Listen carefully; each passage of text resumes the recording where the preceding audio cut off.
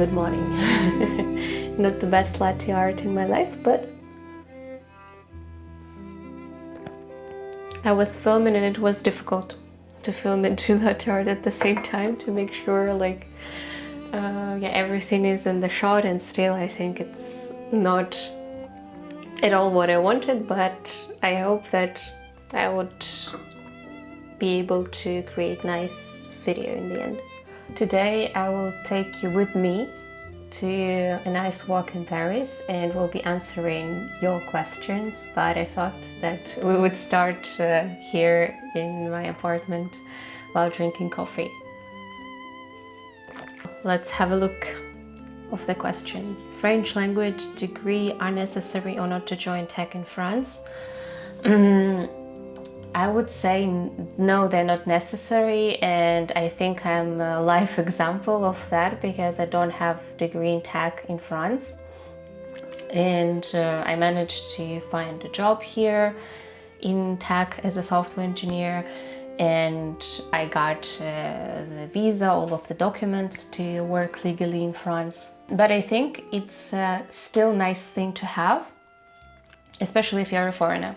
I think if you're a French person, maybe it's not that important, but as a foreigner, in my experience, it was easier to find a job than having papers.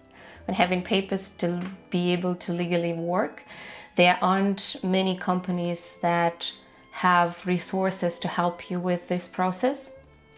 And based on my own experience as well, many of them, they wouldn't bother to help you with documents to find a way so that you can legally work for them. Then they have another French person with the same skills just over there. But I think degree in a nutshell, do the employer look at it or not? I think it's not only for tech, but for any other job. When you have a decent experience, I think maybe 1 or 2 year, 2 year is like the perfect example. When you have this experience, your degree doesn't matter. That's at least what I think. Based on my own experience, I got invited to be interviewed at Google without having a degree. But share your experience. How was it for you? Recently, when I was at school, at 42 school, I have a corrector who is a foreigner, and he was sharing after we did the correction, we were chit-chatting a bit, and he was sharing that it's he's going to finish the school, get the diploma, because now he's trying to get into the companies, and there is an obstacle of the visa problem. Right now he is in France by the student visa. You're allowed to work a certain amount of hours when you're a student. So it's either a part-time internship, or it's what I had in my experience. I was allowed to work 6 months, and then I had to change the status. So I had a 6-month contract, and then I changed the status and changed the contract as well, because they couldn't hire me on the CDI, the contract without the end date, permanent contract, because they were not sure if the French administration would give me necessary papers so that I could stay, and it's a risk for them, a legal risk for the company. So, and there are ways. There is I think I mentioned in other videos, Passeport Talent d'entreprise innovante, working for an innovative company where you don't need a degree.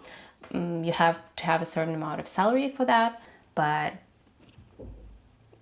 logically you have to find the company which has a status of innovative, which has all the necessary papers, and that will be, as I told you at the beginning, that will privilege you as a candidate to go through all of this process, hiring you instead of another French person with the same skills. I think it's true for any country you relocate to, you work in, And that's the harsh reality, I would say, but at the same time, I find it normal.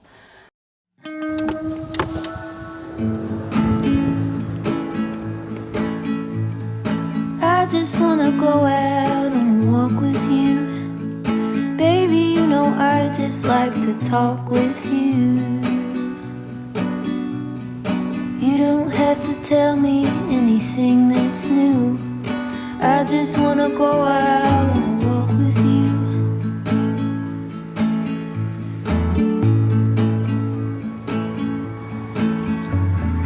I just wanna see your shadow next to mine, sailing over pavement with our two outlines. I like to see the shape you're in from time to time. I just wanna see your shadow next to mine.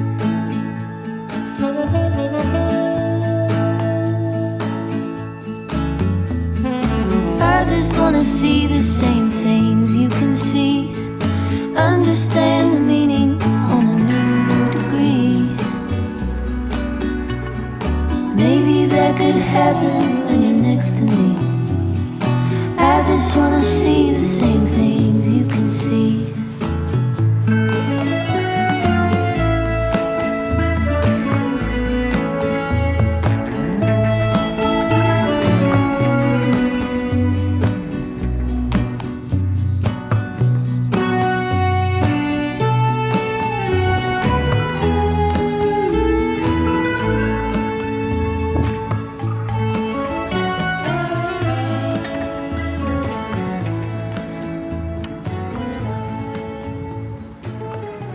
So I don't know how it's gonna look like, but I thought it's a fun angle of filming like this. It's time for the next question, which is, how did your interview rounds go at Google? It didn't go anywhere that far. The reason is that I, at some point, stopped it. I didn't proceed for further steps. For like the background who is not in the context, last year in October I was invited.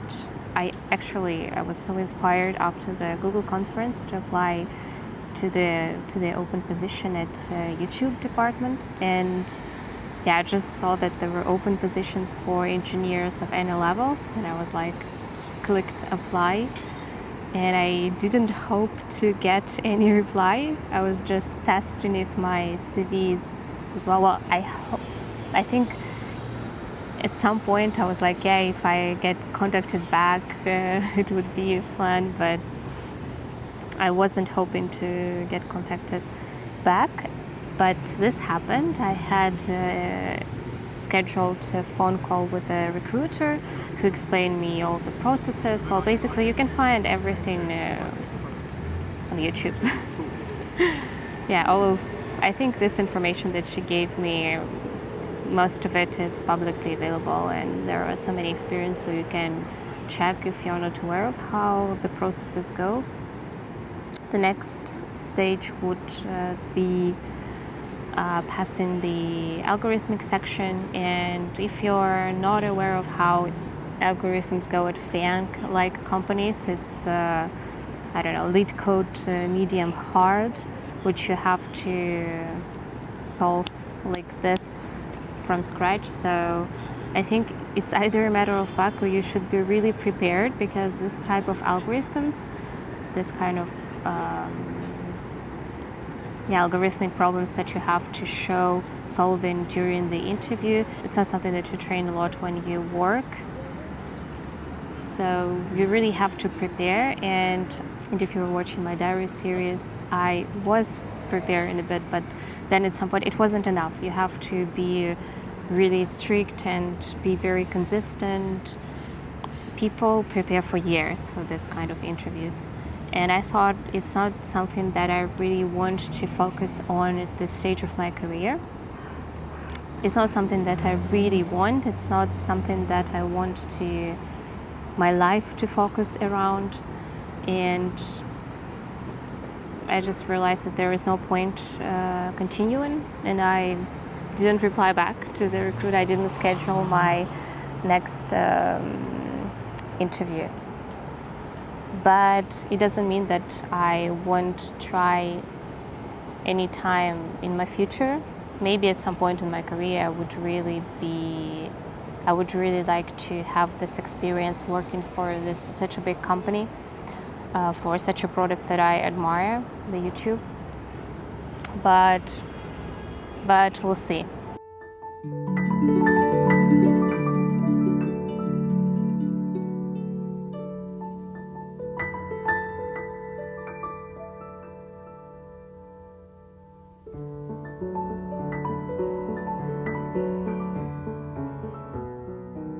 We are at the Île Cygne, or the Swan Island.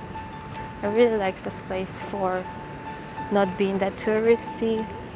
There are people, but they just walk around. You still have available benches. You can sit, chill, relax. The best recipe for Saturday. Next stop is my work.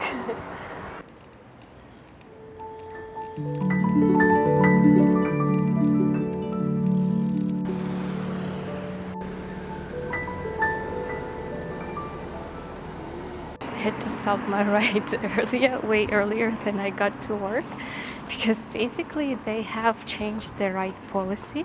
The DOT has changed their ride policy, because like before I used to buy a pass which cost €4 and I had to ride up to 30 minutes during 24 hours. And well, I bought the same, but it's not, I bought for €4, but it's not the same. It's like you have overall 30 minutes. You can have as many rides as you can, but within 30 minutes. So for example, one ride for 5 minutes, another ride for 10, another ride for another 10 minutes up to 30. And then if you exceed the limits, it's very expensive. Like I paid another €2 for 5 extra minutes, which is insane. So make sure you buy the right pass. I think I should have bought the DOT Flex. But well, then I will have the nice walk in the area I haven't been to.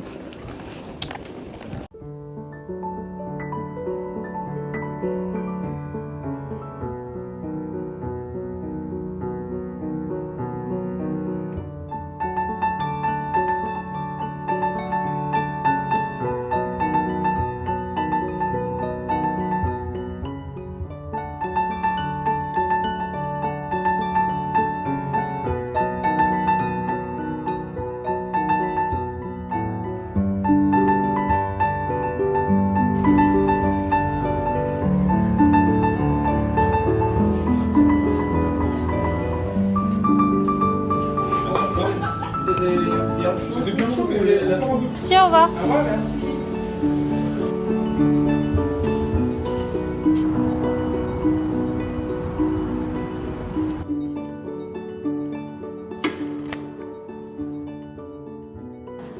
Come into the office when there is no one here. Completely different feeling.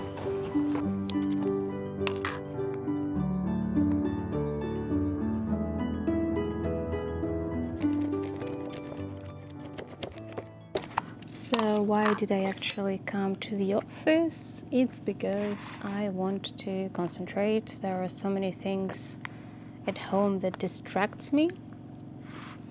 And I want to finish editing one of the videos, probably do some other stuff, because office vibes help to concentrate. So the next question is, or the batch of questions, I would say, how much do I earn? Do I earn 10K per month? Or like, which salary range can have software engineers in France? Well, of course I can't reply. Well, not of course, some companies are open. Well, not actually of course, some companies are open to share their salary ranges, but mine is not, so it's an NDA. But what I can say is that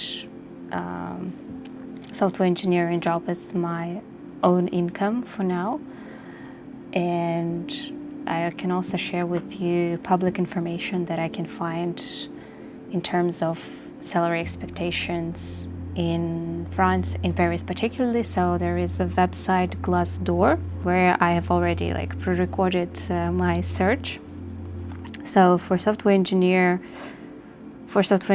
like of average of all the experiences between 46-61k euros per year.